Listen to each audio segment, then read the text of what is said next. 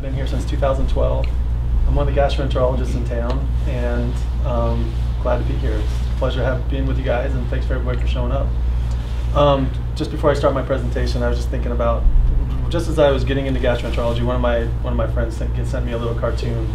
There's a little boy with his mom standing at a counter giving back a packaged toy, and it's like G.I. Joe on the side, and the mom's explaining to the worker, she's like, we're hoping for the soldier, not the gastroenterologist. So I keep that around just to remind me. So yeah. So anyway, this month is Colon Cancer Awareness Month. That's what I've been asked to discuss today. Hopefully the slide sets that I put together make sense to everybody. Sometimes I think they might be a little on the technical side, so if they do, just throw something at me and I'll move on. But colon cancer it's actually a pretty big deal in the world. It's one of the 4th leading causes of cancer, only preceded by lung cancer and prostate and breast cancer. It's mainly in the Western societies that is the biggest problem, being North America, Europe, and any other location that kind of shares our dietary and lifestyle habits. In 2009, there's about 150,000 new colon cancers diagnosed, and of those 50,000 resulted in death. So that's, as far as deaths are concerned from any cancer, that's second to lung cancer. So it's a pretty big deal, and being aware of it and knowing how to deal with it or catch it before it becomes an issue is a big issue right now. So in the United States, it doesn't matter if you're a man or a woman, the incidence rates is about the same, meaning that your chance of acquiring colon cancer is the same for men or women. And might be slightly tilted towards a male, but not necessarily. So 6% of Americans will develop invasive colorectal cancer in their lifetime. Of those 6 million people that are alive today in the United States will die of colon cancer. And that's and colon cancer now is twice more common or more likely than rectal cancer. But we'll be talking about the statistics kind of are about the same, about both locations. So if it's diagnosed early, 99% of people will be alive 5 years after diagnosis. However, most cases, and over 60% are diagnosed when it's more advanced. So only 40% are diagnosed when it's more localized and treatable, for a good cure anyway. So this is a busy slide, and I apologize. So this is kind of like just basically some historical facts. So between the years 1950 to 1985, we saw a big increase in colon cancer in the white population, where rectal cancer remained stable. However, in the non-white population, meaning African Americans particularly, there was an increased incidence, meaning more colon cancer was discovered, and it led to death more likely than not. Since 1985, we've seen some decreases, so that the annual average rate of colon cancer in a population is about 1.6 to 1.8 per person. So that your risk of that that's a low risk, but still a problem. Still, this benefit's only with more white population. African American and other populations are a little bit more higher risk now still. And then between 1990 and 2004, the overall death rates from colorectal cancer, that's what CRC stands for, 30% reduction, reduce to 30% in men and 20% or 25% in women. So the highest risk population is still African Americans.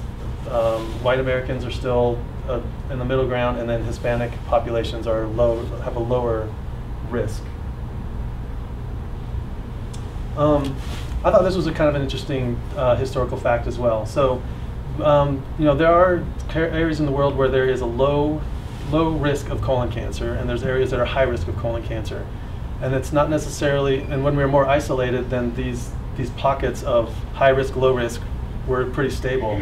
But what this shows is that after World War II, when there's a lot of migration between people in Europe and people in Japan, we started noticing that these people that lived in low-risk areas that moved to high-risk areas pretty much fell into the same, like it developed high risk of developing colon cancer. So in Japan, between the 1950s and 1960s, so Japanese citizens who moved to Hawaii, so they had two different names. One was called the Issei, and those are the people that, the first generation that moved into the Western culture, and then the Nisei are the ones that grew up as children, second generation. But both basically saw higher rates of colon cancer by moving to a Western society than if they had stayed in Japan. Europeans who migrated to Australia after World War II also saw an increased risk of colon cancer, as well as Jewish citizens or Jewish people who moved from Yemen and North Africa to Israel also developed more high risk of colon cancer than where they had lived before. So where does colon cancer mainly show up? This slide kind of shows us. So there's four main sections of a colon. We have cecum and ascending colon, which are the right side, transverse colon, which is the middle, descending colon, which is on the left side, and then the sigmoid and rectum kind of move into the central area. So the highest risk areas, well, the highest likelihood of developing colon cancer is going to be 25% in the right colon, and 20% in the rectum, and 25% in the sigmoid colon. So transverse and descending colons are less likely. And this will come up, the importance of screening tools will come up because of this slide. So we're not quite sure exactly all the causative agents that predispose someone to develop colon cancer. A lot of it is genetics, but then we have found that there are certain things that are more predispose people a little bit more to develop a colon cancer. And so these aren't set in stone, and they're not highly identifiable, but they're possible risk factors that are causative. The first and second meaning are red meat consumption and a high-fat, low-fiber diet. Possible other causative agents are beer and alcohol, beer and ale particularly, not just all alcohol, cigarette smoking, having diabetes, working in an environment that has carcinogens. So heterocyclic amines are just like what happens when you charbroil anything. It's just the way that the changes that happen because of the charbroiled. So if you're a heavy barbecue person, then you're probably more likely. I don't know that having a weekend barbecue is going to put you at higher risk, but if you're doing it for 20 years every day, that might put you at higher risk. And then a low selenium in your diet. Selenium is just a reparative vitamin that kind of helps your cells regenerate or maintain good health. And possible protective agents are aspirins, NSAIDs, and and COX-2 inhibitors, which are kind of like the Celebrex and things like that. I'm a little on the fence with things like that because as a gastroenterologist, we also see a lot of gastric ulcers with things like that. So I'm not gonna, don't take a whole bottle of this just to reduce your risk of colon cancer. But if you're on it, it might be protective. Other things like calcium, hormone replacement for women that are postmenopausal, a low body mass, meaning not obese, and plenty of physical activity are also helpful. Then as far as just regular like vitamins and minerals in your diet, vitamin C, E, and D are thought to be somewhat protective. Yellow-green cruciferous vegetables, these are things like broccoli, cauliflower, Brussels sprouts, asparagus, or those really crunchy kind of vegetables. And then carotene-rich foods like carrots. I don't know exactly how protective they are, and I'm not quite sure of the exact mechanism of why they think these are protective, but some of it has to do with neutralizing certain things that our body produces that kind of as it moves through, and others may just be that they help just in the general health of a cell. So besides environmental factors, a lot of it is just internal. So in order for a cancer to grow, it begins as a polyp. A polyp is just a little growth that happens, and then it proliferates and grows bigger, and then suddenly morphs into a cancer. So you have to have so all of this is basically the way I like to describe it is the DNA is kind of like a timer inside of a cell. It tells it when to grow, when to stop growing, and when to die. And sometimes these genetic timers get a little mixed up, and they just continue to grow until they expand, and then more cells grow in an area. So there's this hereditary disposition. And then they're also thought to be like an environmental trigger that kind of pokes it and causes it to make this change. So a polyp itself is not a cancer, but it could potentially grow into a cancer, and that's what we talk about when it says passes through several stages to get into immortalization, meaning growth without ever a chance of dying. We have the DNA has braking systems and accelerators, and if the accelerator gets stuck on and the braking system falls, is not working, then it becomes an immortal cell. It won't ever die. But we're not quite sure of all the exact mechanisms. But we're always in the literature and the research going into all this is always in development.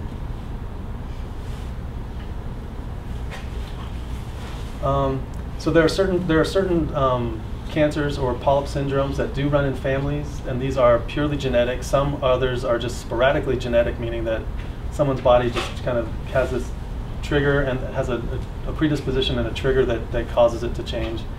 And so with the hereditary colon cancers, people are born with this altered genome. And then we talked about those environmental agents that may lead to, that cause it to progress to cancer.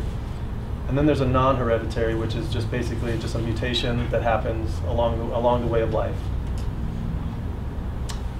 So we're not going to go into a whole lot of detail about all the genetic syndromes that cause, that run strongly in families. But there are two main ones. One is called a hereditary polyposis syndrome. And basically an autosomal dominant genetic mutation is that for any trait that our bodies have, it requires two genes in order to give you blue eyes, black hair, tall, short, anything like that.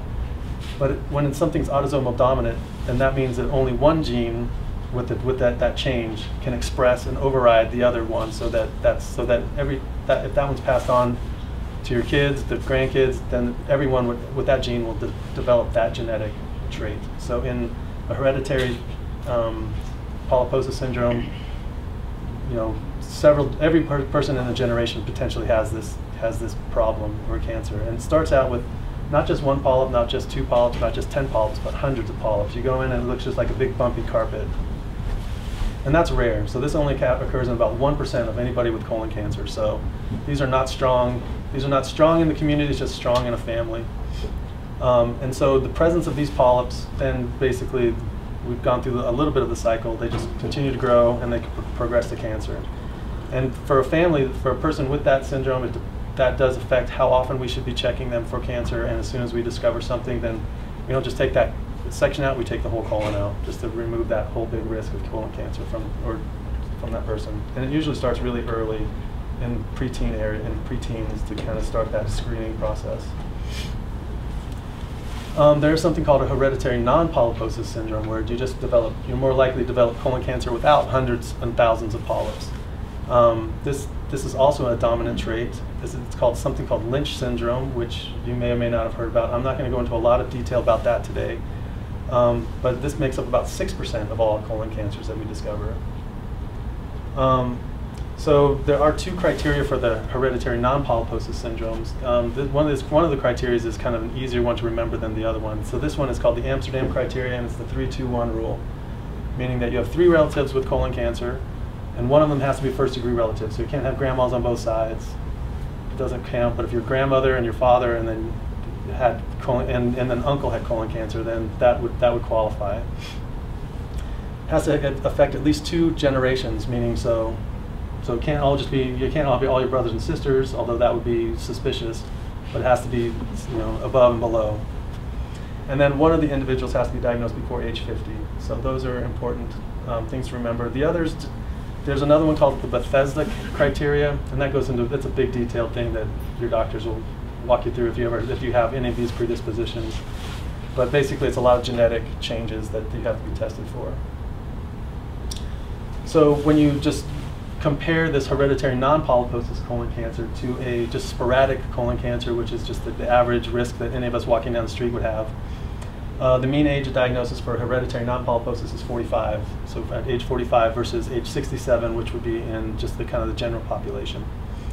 The chance of having multiple colon cancers, meaning recurrent or in different locations at the same time, is about 1/3 in hereditary non-polyposis syndrome people, or versus 10% at the max in a sporadic cancer.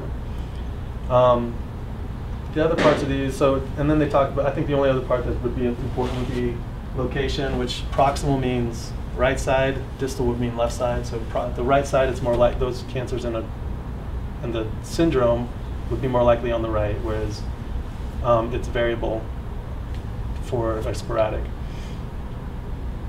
Well, yeah. The rest of that's a lot of this kind of just busy stuff.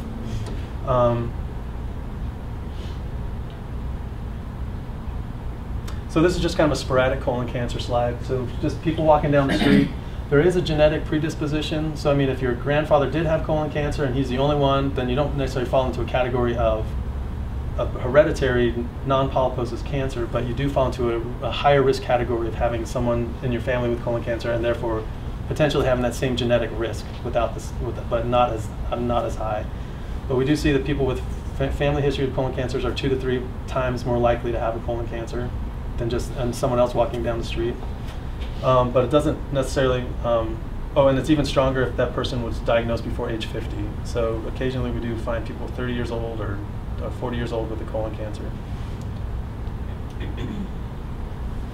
So this may be a kind of a duplicate of the previous slide, but so for a sporadic colon cancer, age above 50 is a risk factor. High fat, low fiber diet, a personal history of colorectal cancer, or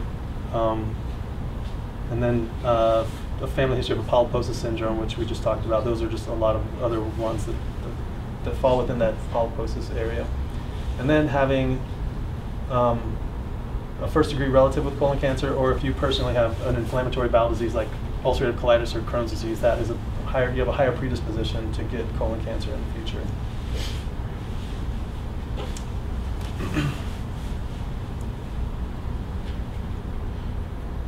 All right,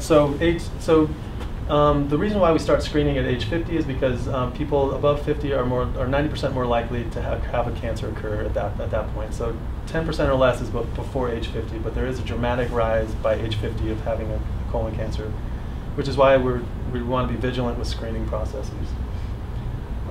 So basically, if you live to age 80, you have a 5% chance risk in your lifetime of having a colon cancer, and a 2.5% risk of dying from it. So I mean, it's something to be vigilant for on an individual basis.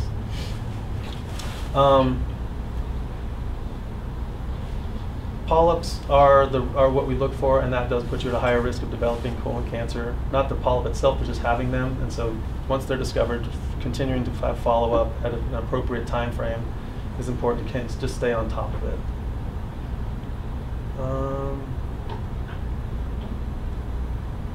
I think I'm going to skip this slide just because it just talks about. We'll cover part of that. So it does talk about the chances of having a cancer at the same time as one that's diagnosed, or having one later on. Just affects how in depth we should be looking at once a colon cancer is discovered, and then how often we should do follow-up.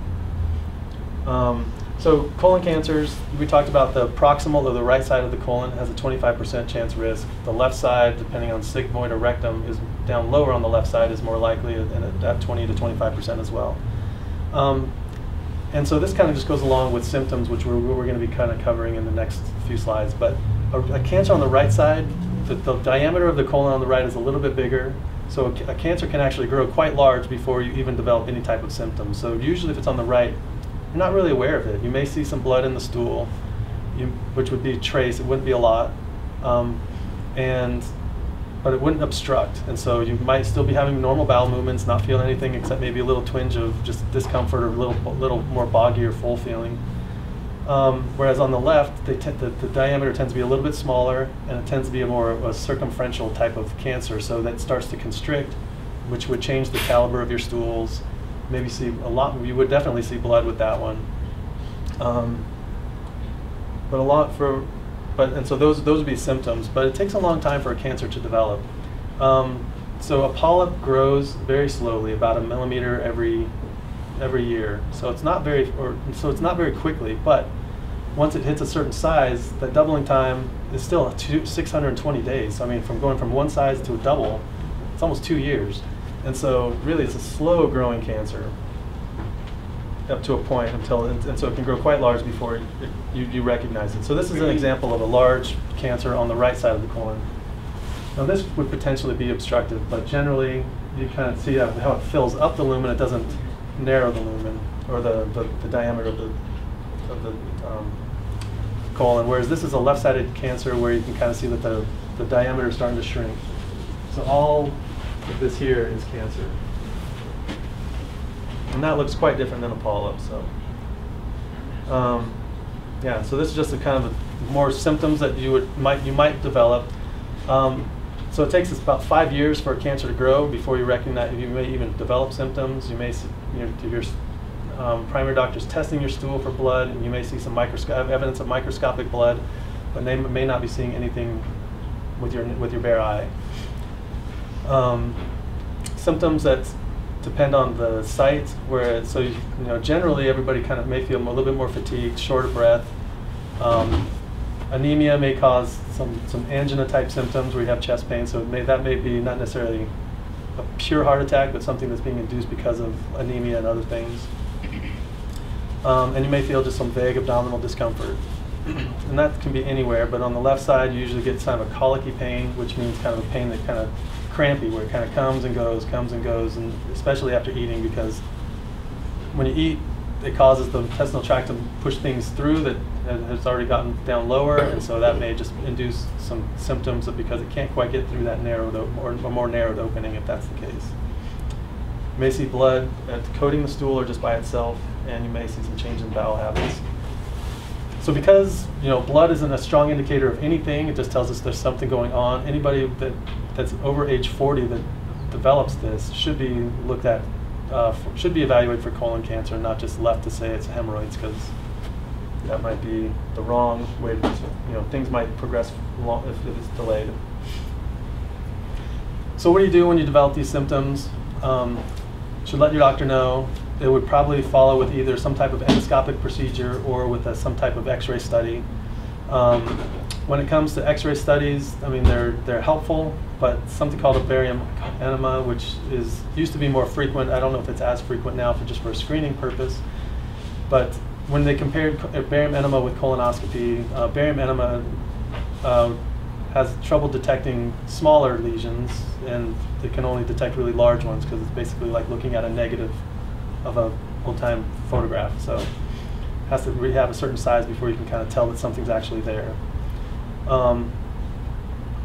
And generally, or it may prompt like a stool test by your doctor as well, some of these things. So if we have an abnormal X-rays finding or a positive blood test, that should always be followed with a colonoscopy, because what we'd like to know is what's the blood coming from, and if it is a cancer, is it in one spot or could it be in two spots? So you want to make sure if you can, clear the whole colon and to verify that where things are, and so that we have a good idea of what the next step should be.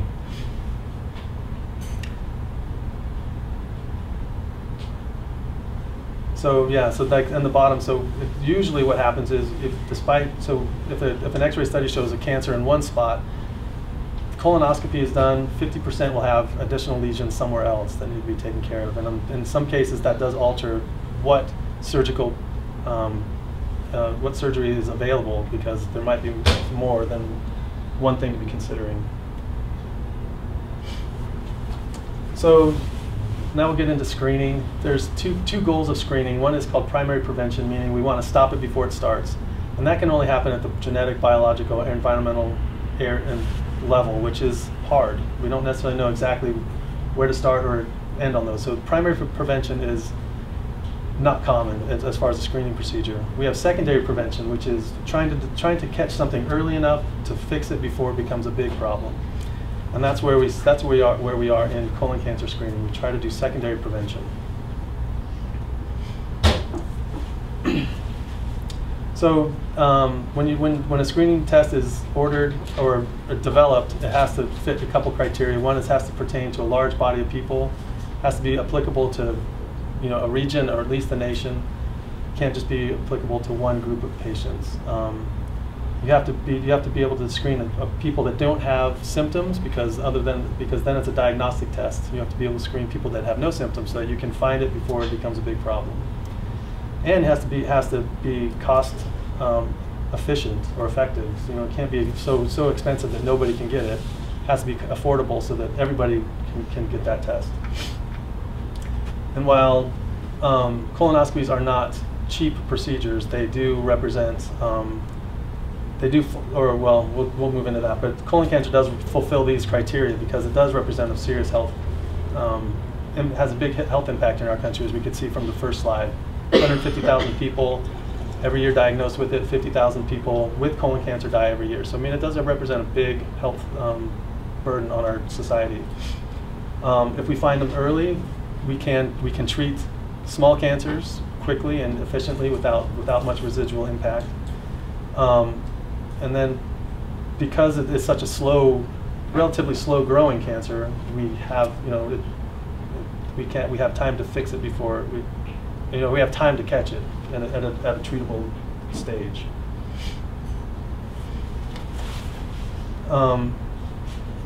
So based on our current research, screening for colorectal cancer by any means right now does affect mortality. It does decrease the amount of deaths that we have from colon cancer if screenings are done. And because of this, it was recommended that by this U.S. Preventative Services Task Force, which is a big group in our government that helps identify treatable or screening processes and things, and they recommended that everybody between the ages of 50 and 75 should undergo colon cancer screening. Would individuals living longer, will that number change? Change. Potentially. I don't know at what point they're going to visit the upper age range, but it is something to kind of consider, especially since we are living longer. And we'll talk about that a little bit and why 75 is kind of the cutoff right now. I think one of the reasons though is that still is such a small, it's such a long-growing cancer that even if people live to be in their 90s, the chances of if they've had screening up to age 75, a small lesion, even a small polyp that was missed at age 75, probably won't turn into anything significant by 90. But if people live to 100, then that might be something that we need to maybe reconsider. So screening tools.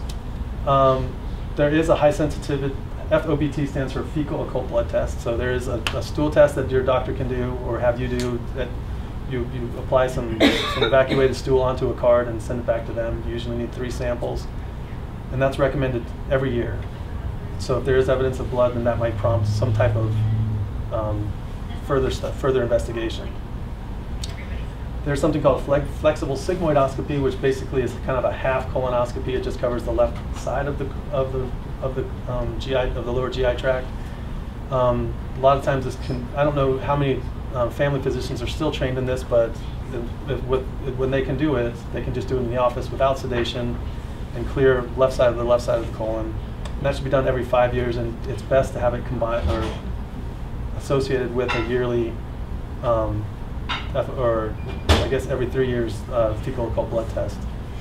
Colonoscopy can look at the whole colon, and then because we can do that, if there's no polyps, it's recommended every 10 years because of that slow rate of growth.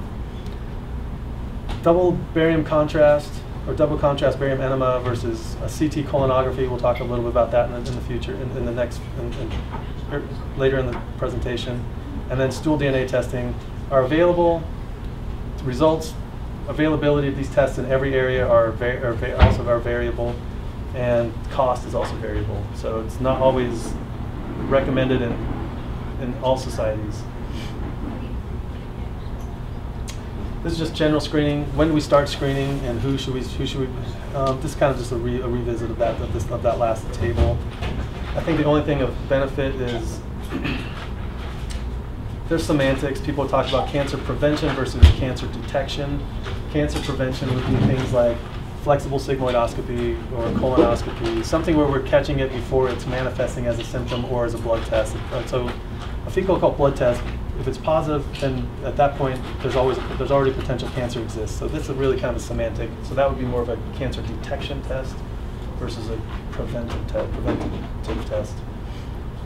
I think the only other thing is that the only difference in our society is that African Americans, because of their higher risk are generally recommended that age 45 that they begin colon cancer screening.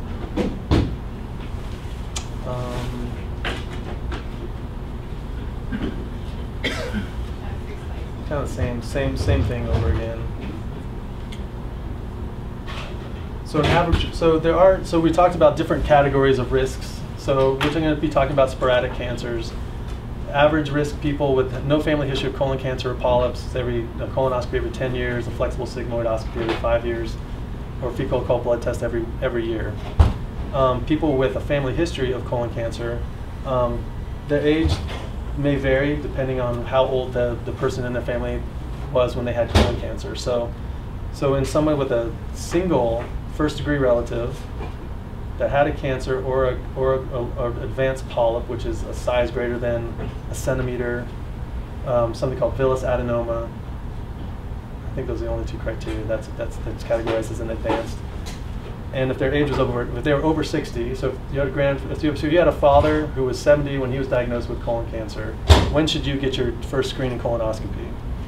So 50 years old, still. So if they're above age 60, you still start at age 50. And you can still do that every 10 years. So it's if it's someone that was below 60, so if it was your mother and she was diagnosed at age 55, then your first screening colonoscopy should be 10 years before she was diagnosed. So you should be doing it at your first colonoscopy should be at age 45. In that case, you should have it every 5 years instead of every 10 because they were younger. It's more likely that there was more of an aggressive or more advanced type of genetic predisposition.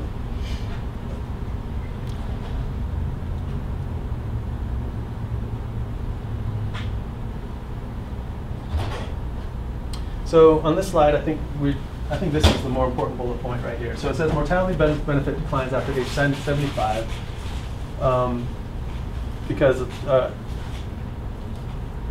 I'm not quite sure what I meant by likelihood that detection. I think that's just finishing the sentence. On average, time between an adenoma, so as a polyp developing into a cancer is long, so the chances of that playing a big role after age 75 is less likely. So it's not routinely recommended. So I mean that's where health of the individual, other medical conditions, and expected life longevity is. You and your doctor can decide, is it beneficial to continue above age 75? But definitely above age 85, we don't need to do colonoscopies anymore, or be as aggressive in screening. So the challenges to screening. So screening is a good idea. We all, everybody in the medical community recognizes that, but the implementation is tough. One, because not even a test as simple as a fecal occult blood, a stool test. A lot of people don't do them or don't do them correctly. Doctors forget about them. I mean, so it's not implemented in every 100%. It's not 100% tested, which very well could be. The other is that about a third of the people with a positive blood test don't want to know what's going on. They don't present or they don't show up for other tests or don't want their doctor to order other tests. Compliance with any kind of screening is difficult in an older population and in a minority population because of one, there's a lot of other health problems that they may be dealing with, poor understanding of what's the need or the risk of doing a screening test or not doing a screening test, and so and cost. So and they're always afraid that everybody knows somebody that's had some bad event because of during a procedure or something like that, so that does influence their decisions. And they're afraid of some type of discomfort or pain during a procedure. Can I ask you a quick? Yeah. I know a lot of people get worried that something's going to happen during a procedure or whatnot, and that's why they don't go in. What's the likelihood of actually having A complication? Generally, it's about 1 in 1,000. So, the risk of perforation or bleeding are the highest risks during a colonoscopy, and it's about 1 in 1,000 chance of that occurring. So less than 1%. So you're still better to get screened than to not. Yeah. Yeah, definitely. Is that 1% usually somebody that has something going on, or? No. It just depends on anatomy and the way things are set up in the abdomen.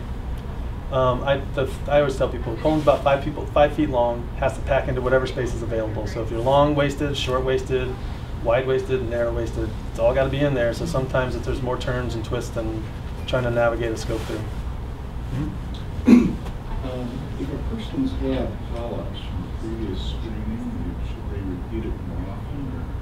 Yeah. So we weren't going to quite get into that detail during this presentation, but in general, returns with polyps vary. It depends on, one, the size of the polyps removed, or two, the number of polyps removed. So if there are more than 3 polyps removed, or they're greater than 1 centimeter, or if they fall within a certain category of polyps, then the return is every 3 years, which should be 3 years from the last one. And then you kind of base it, you can base it sometimes on what you find the next time around. If you find less than 3 polyps, if they're smaller than 1 centimeter, and if they're just kind of these bland, benign polyps called adenomas, then it's about a 5-year return. Otherwise, no polyps and no family history, it's a 10-year return. Basically, as a cost-effective strategy, and this isn't necessarily to each individual's pocketbook, it's just to society and to insurance companies, they decided to look at what does it cost for, one, an annual blood stool test, a flexible sigmoidoscopy every 5 years, and a colonoscopy every 10 years. And what they took into account was, if you get a positive stool test, it's going to lead to more tests. And if they find something on flexible sigmoidoscopy, which is a limited exam, then it's going to lead to an extensive, a full exam. And so what they found is that colonoscopies, if you just did that, that's more cost effective globally than doing piecemeal and then end up at a colonoscopy. And so that's why colonoscopies have kind of become the stronger trend towards colon cancer screening, because, one, you can look at the whole colon, take out anything that's there, instead of just kind of adding one test to another test to another test. So briefly, I'll just explain kind of how each of these screening tests work. So the fecal occult blood test, basically, you take a little sample of stool, you put it on a card, your physician or the lab will put some developer on it, which basically is a compound that breaks down something called peroxidase, which is in a red blood cell. And so with that exposure, that will turn blue, and so that's how we know that there's blood in the stool. Things that can hamper that or give you maybe a false reading are things like how long it's been in storage. So red blood cells don't last too long, and if you develop it quickly, then you might get a false negative test, meaning all the blood's gone because it's all destroyed, and you may not get a read. There are certain substances that we eat that can give you a false positive. So vitamin C can do it. Certain fruits and vegetables, broccoli, turnips, cauliflower, radishes, cantaloupe, all of these can give you a false positive test because they also have these peroxidases in them that would turn a stool test positive, or the developer would make it turn positive. Additionally, red meat, that has blood in it, that will also turn something positive as well. So it doesn't take much blood. It only takes about 2 milliliters of blood for it anywhere in the stool for that test to turn positive. But these are some things that can create false readings. So in general, if your doctor prescribes this, they should give you the full details of it. You should be 3 days off of red meat, any of those fruits and vegetables that we listed, stopping iron supplements, ibuprofen, and vitamin C. So all those should be done out of your system for 3 days in order to have an accurate test. And then it's not one test, or if you bring in a single card, that 40% of the time that'll give you a false, or it won't tell the whole picture. Meaning that you need 3 samples, 3 different days. So you do three samples on different days, and send those all in, and they should be developed within a week. So an alternative to this, and I don't know how prevalent this is yet in any practice, but there's something called a fecal immunochemical test, which is basically it takes away the foods and other things that can potentially turn this as a positive test. It just focuses on human red blood cells. And so this is more accurate as far as having actual blood that comes from your body in your stool. So there is something called fecal DNA, which is basically DNA sloughing off of a cancer cell. Can be measured from a stool test. It's expensive and not common, so I don't think you'll ever have this unless the price comes down. We did talk about kind of a flexible sigmoidoscopy, just looks at the left side of the colon. In general, I mean, you're going to catch, 50% of the polyp or cancers from that area, or polyps if they're there, by doing that. However, you're going to miss potentially 50% of cancers that may be present on the right and not on the left. So it's that. I mean, I think it's a fair study, and I think if in the absence of anything else, it's a good thing to have done as part of your cancer screening. This was just to say that there is a study a group called the National Polyp Study that they looked at, do polyps really turn into cancer? And they found that when we remove polyps during any type of endoscopic procedure, that we do reduce the risk of developing future cancer. So polyps do result in cancer.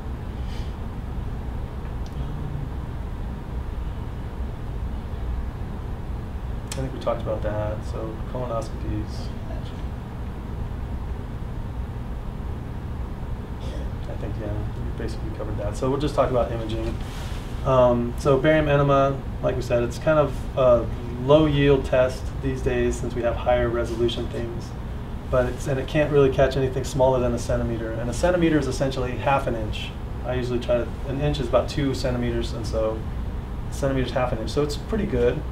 But it misses about 1 in 5 chance of missing something big, even with that test. And so you can kind of see. So this is an example of a barium enema. And fortunately, we have an arrow, but that's basically highlighting a polyp that they can see, and the polyp they can see. And you can kind of, these are magnified, but you can kind of see the diameter of the colon is this big, and the polyp is, half to 3/4 the size of that the diameter. That one's pretty easy to see, but something smaller may not be as easy to catch, especially when you have all the little folds and things that might mask something by shadowing it. Then there's something called CT colonography. This is becoming in vogue probably in the last, probably almost 10 years now, but at least 5 to 8 years. So it follows the same rules as a CAT scan. They take really fine cuts or slices of what they use measure, and they take pictures in small increments throughout the whole abdomen, and then they can regenerate this in a 3D model, and then kind of basically cruise through, and they can see things. Has a 90% accuracy of detecting something above a centimeter, and it demonstrates similar rates of detection for cancer compared to colonoscopy. So I mean, for cancers, it's a good test. Does that still require the colon prep though? It does, and so those are yeah. So right here is probably the biggest incident, or the biggest issue is that you still need to prep, and then 2, you need someone on hand. So I mean, if there's something seen, then it needs to be investigated, and the best time to investigate is while you're prepped. And so it needs to be, you need to have 1, availability of the CT colonography. You have to go through the prep, and then have a colonoscopy ready that day somewhere to get everything diagnosed. So it takes a lot of coordination. So this is an example of a CT colonography. So kind of cool. I think it's awesome technology. I mean, you can kind of see how everything's there. This is an example of something that was seen on CT colonography and the same lesion that was seen on colonoscopy. So pretty good at detection. You just need to get a sample. You need to get a diagnosis after you get the detection. And that's essentially the end. Does everybody know what a colonoscopy is? I think that's the one thing I didn't really describe. All right. Does anybody have any other questions about cancer screening? There are different types of prep. Mm-hmm.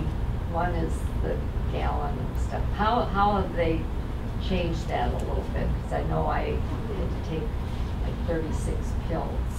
So they still have that option. It's called osmoprep, is the 36 pills. It's not as dominant because the makeup of an osmoprep depends. You can't give to people that have had kidney disease or any type of kidney disease or with some certain like medications for high blood pressure or a heart disease. And so that's still available, but on a limited basis based on, one, your tolerability of anything else, plus what other medical conditions you have. But so right now, there's still a gallon jug of Go Lightly that you have to force down, but the taste, I don't think, has changed for any of these oral preps, but the volume, they're trying to work on the volume. So we're trying to work on, and there's things called Soup Prep, Movie Prep, and something called Prepopic. I think that's the correct pronunciation, Prepopic. But basically, these are like 232 ounces. So less volume, not a big 4-liter jug, but two 32 ounces that you have to chug down. And what we're seeing now is that the prep also is better if we split it. So instead of trying to get it all down within a 4-hour period, when you get home at night from work, taking half of it at night and then half within 4 hours, finishing it 4 hours before your procedure. So having separating it by time does provide a better total prep. So taste-wise, horrible. Not that bad. I don't know. Most people say it's bad. I've had a few people say, "Oh, it's not as bad as I thought." What about diverticulosis or litis? Mm-hmm. That can be detected during a colonoscopy. Right, and can that develop into something? No, fortunately, that does not develop into any. That's not a risk factor for colon cancer or polyps or inflammation. They can become infected, which is diverticulitis, and that just requires antibiotic treatment and potential surgery if it becomes really complicated with perforation or abscess. But fortunately, it does not. We see a lot of diverticulosis, so that fortunately does not lead to anything more severe. Any other questions? Yes. So when they do colonoscopy and they put you in that twilight and go up there, Yeah. so if they found polyps, are you saying they would snip right at that point? Yep, Or that's what we do. Right there? Mm-hmm.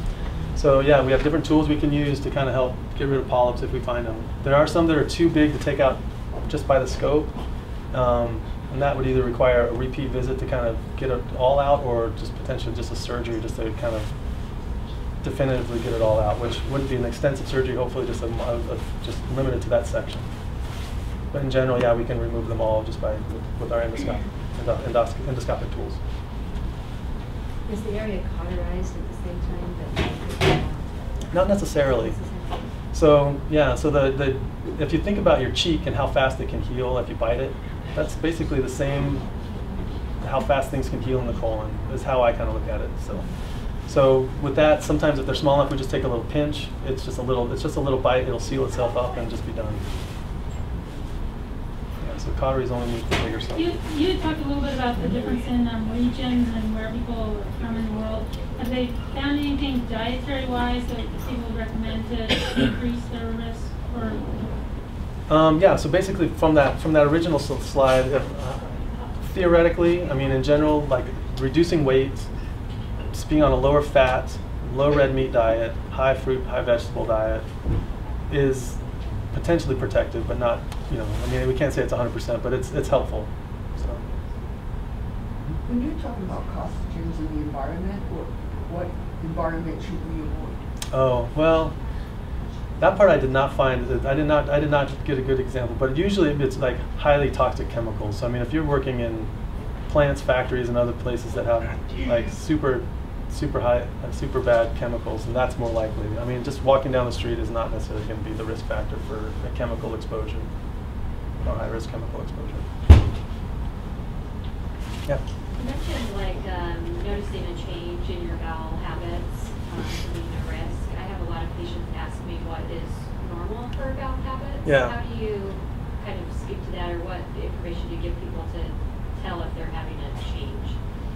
Well, so quality of stool varies person to person. So I mean, that's when we're talking about hard stools, loose stools, or liquid stools. But in general, a normal pattern and it can range from 3 times a day to once every 3 days. So if you're noticing a change from your normal pattern, whereas if you have, I mean, I'm a gastroenterologist, so we get pretty graphic sometimes. But if you have, if you're noticing for a normal caliber stool reducing down to like a pencil thin, or I've had people describe ribbon-like stools, then that would be a change that's worth investigating. Or if you're noticing that usually you're you're once a day or once every 2 days, and suddenly you're going small amounts once every 3 or 4 days, and that's been a consistent pattern over like a month or two, then that's probably something that needs to be investigated. So it's just, a change in pattern is pretty much individual. If it's anything different than what they're used to as their pattern, then that's something that you should take seriously. Are you at a higher risk of colon cancer or anything like that if you tend to be like a more constipated person versus a more irregular person? Nope. Nope. Fortunately, that does not matter.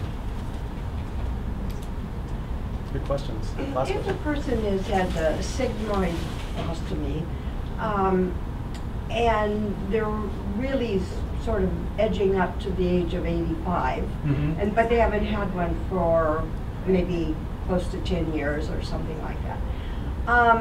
Would it be, probably just as good to have another sigmoidoscopy rather than a Full colonoscopy? colonoscopy? That's a good question. So I think the hardest part, I think the things to look at would be two or three. One, is there any family history of cancer or polyps? Right. Two, is there a change, is there anything changing about them, anemia or anything else? And lastly, is there anything changing with their symptoms, like we were talking about, change in patterns? If those are all negative, potentially a flex sig would be fine. I think, and if they're kind of approaching age 85 and haven't had any problems, it's a good question. I think I would still want to clear the whole colon, but I don't know that I would put someone who, if their health is poor or anything else, then I wouldn't want to put them at high risk of a poor event. So I might just call it quits then. But it's something that I don't know. Those are tough ones. It's kind of a judgment call. Also, do you have more polyps on the left side than right as a rule, or is there not always difference? No, they're about equal, that's what makes it difficult. So the middle parts usually have lower chances of developing a polyp or cancer. So this is the slide. So in the right colon, there's a 25% chance that's 25% of the cancers develop on the right side. 25% on the left, 20% in the rectum. So that's almost 70% occurring in this section or this section, which is 30% in this middle section. And so really, I think that, you have a pretty good bang for flexible sigmoid just by clearing this side, but it still doesn't this still leaves that side unresolved, which is always makes me feel a little uncomfortable to say that you're totally clear. But once again, factor in age, health, and other things that, the likelihood seems lower of having something concerning. Thank you. I have one more question. Sure. If a person had, and there's probably no significance between a polyp and cyst. If a person had a lot of cysts in their body and other parts of their body, would they be more likely than to have polyps in their rectum? I don't think so, no. Okay, thank you. It's just a different process. All right, well, we're going to go ahead and thank you so much for all of your time and everything. We appreciate it. We're going to let him get back to his clinic and